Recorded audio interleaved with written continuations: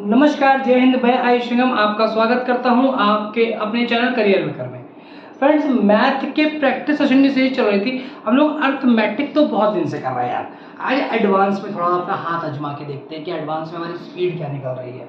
देखो, क्वेश्चन कह रहा है समचतुर्भुज का क्षेत्रफल ज्ञात करें जिनके विकर्णों की लंबाई 12 मीटर और 16 मीटर है। साहब, ये क्वेश्चन वो है जे नंबर आपको ग्रैब करने आसानी से, उठा लो इनको। लेकिन समस्या ये, उठा तो तब लो ना जब पता हो, मतलब पता ही नहीं है कुछ तो कहाँ से उठा लो। तो इसमें कुछ नहीं है, ये जनरल फॉर्मूला बेस्ड सवाल है। ठीक है, तो समचतुर्भुज का जो क्षेत्रफल होता है उसका फॉर्मूला होता है 1/2 d1 इंटू d2। साहब, d का मतलब डायगोनल से है, विकर्ण से है। ठीक है, यानी 1/2 विकर्ण फर्स्ट इंटू विकर्ण सेकंड। क्लियर है? चलो देखो, अब क्वेश्चन ये कह रहा है कि कितना आना चाहिए। तो 1/2 1/2 d1 की वैल्यू 12 है और d2 की वैल्यू कितनी है? 16 है। क्लियर है? तो ये हो गया, ये 12 से काट लो तो 12 अट्ठे। ठीक है, और 12 अट्ठे कितना होता है भाई? 96 होता है। तो 96 सेंटीमीटर स्क्वायर हमारा आंसर आ जाएगा। पहला क्वेश्चन है, सिर्फ और सिर्फ जनरल फॉर्मूला बेस्ड सवाल है। और ऐसे क्वेश्चंस को करने के लिए पता है आपको डिसिप्लिन में होना बहुत जरूरी है। Discipline is a quality of king. आप ऐसे समझो कि डिसिप्लिन में रहना ये राजाओं का है। सरल सी कहानी इतनी सी है कि जो बंदा खुद डिसिप्लिन में रहता है वो राजा बनता है, और जिसको दूसरे डिसिप्लिन में रखते हैं वो नौकर बनता है। वही दूसरे की नौकरी करता है जो खुद डिसिप्लिन में नहीं रह सकता। That is the major difference between king and servant. राजा और नौकर के बीच में कुल इतना ही अंतर है। ठीक है, तो आपको डिसिप्लिन में रहना पड़ेगा, मजबूरी है आपकी। ठीक है, और ये क्वालिटी है, ये सबके अंदर आ ही नहीं सकते डिसिप्लिन में रहने की। ठीक, चलो इस क्वेश्चन को आप नोट डाउन कर लो, आगे चलते हैं। देखो यार, इस क्वेश्चन को क्या कह रहा है कि एक समचतुर्भुज का क्षेत्रफल ज्ञात कीजिए जिसका परिमाप 40 सेंटीमीटर था, विकर्ण 16 सेंटीमीटर। अब देखो गुरु, बात इतनी सी है इसके क्वेश्चन के अंदर कि पहली बात तो समचतुर्भुज पता होना चाहिए। मान लो हमने समचतुर्भुज बना दिया, सारी भुजाएं इसकी बराबर होती है, तुमको ये भी पता है। तो अगर चारों भुजाएं का योग 40 है, यानी एक भुजा का योग कितना हो जाएगा? 10-10 सेंटीमीटर हो जाएगा। तुमको ये भी कहानी पता है। तुमको अगली कहानी ये भी पता होनी चाहिए कि दोनों के विकर्ण समान नहीं होते हैं। इसके दोनों विकर्ण मेरे भाई समान नहीं होते हैं, और ये बात तो तुम भूल ही मत जाना, नहीं तो पाप लगेगा तुमको। ठीक है, एक विकर्ण ये हो गया और एक विकर्ण ये हो गया, और विकर्ण इसके कितने पर काटते हैं तो तुमको ये भी पता होना चाहिए कि इसके विकर्ण मेरे भाई 90 अंश पे एक दूसरे को काटते हैं। क्लियर है? और हाँ, इन दोनों को ये बराबर बराबर हिस्सों में बांट देते हैं। इतनी कहानी तुमको समचतुर्भुज के बारे में पता होनी चाहिए।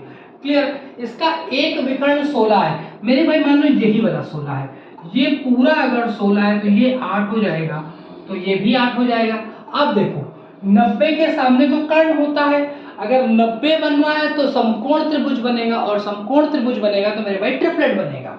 तो एक ट्रिपलेट होता है 6, 8, 10 का, इसमें 10 ये हो गई, 8 ये हो गई। तो सरल सी कहानी है, ये कितनी होनी चाहिए? 6 होनी चाहिए। अब आप हमसे ये पूछो कि ये सब नौटंकी करने की जरूरत क्या है?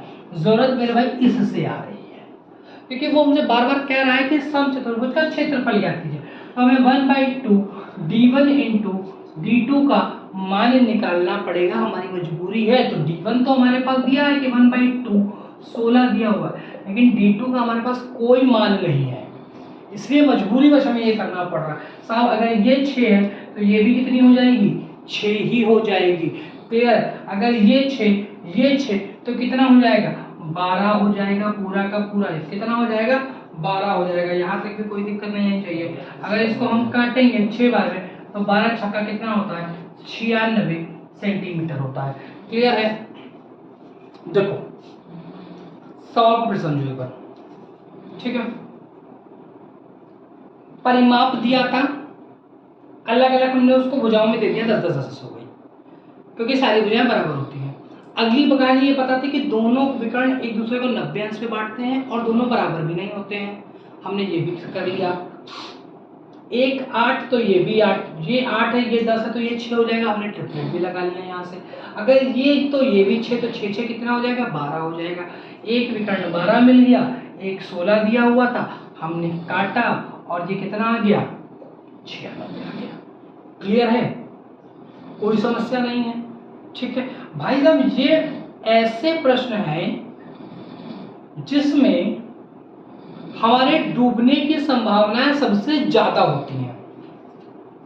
तो एक चीज मैं आपको बता दूं, तैराकी के नियम और जिंदगी के नियम लगभग सब बराबर ही चलते हैं। तैराकी का सबसे बड़ा नियम है कि अगर कोई व्यक्ति डूब रहा हो तो उसके पास मत जाना, दूर से कपड़ा फेंको, दूर से वो पकड़े। अगर वो कपड़ा नहीं पकड़ रहा तो उसको छोड़ दो फिर, क्योंकि अगर उसके पास जाओगे वो तुमको डुबा देगा तुरंत। यही आपका लॉस सीधे लाइफ में लगता है कि अगर कोई डूब रहा है तो उसको दूर से समझाओ, पास जाके अगर तुमने उसको समझाने की कोशिश की ना तो वो खुद तो मेरे लाल डूबेगा ही, वो तुमको ले डूबेगा, लुटिया सहित वो ले डूबेगा।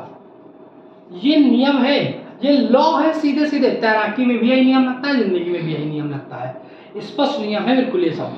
ठीक, तो ये क्वेश्चन करने के लिए बहुत स्पष्टता से तुम्हें तैर के निकलना आना पड़ेगा, तुम्हें कॉन्सेप्ट क्लियर होना चाहिए। क्लियर, चलो आगे चलते हैं।